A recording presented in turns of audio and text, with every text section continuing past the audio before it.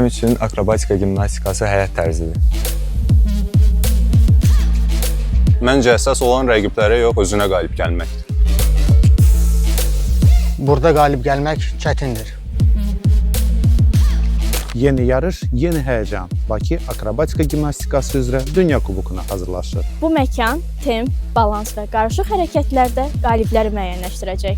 Sənin ancaq bir şansın var, səhv buraxmamalısan. Hündürlükdə birinci saniyə özünü düz hərəkətdə saxlamaq çox çətindir. Bütün bacarığımızı göstərməliyik. Rəqiblərimiz də güclüdür. Amma biz onlara baxmamalıyıq. Ancaq özümüzə güvənməliyik. Doğma arenada bizdə yüksək nəticə gözləyirlər. Bunun üçün əlimizdən gələni etməliyik. Yarışlara yüksək səviyyədə hazırlaşmalıyıq. Qələbə bizimlə olmalıdır. Son 2 il ərzində akrobatlarımız dünya və Avropa çempionatlarında medallar qazanıblar. Növbəti hədəf Dünya Kubokudur. Doğma arenada, doğma divarlar arasında.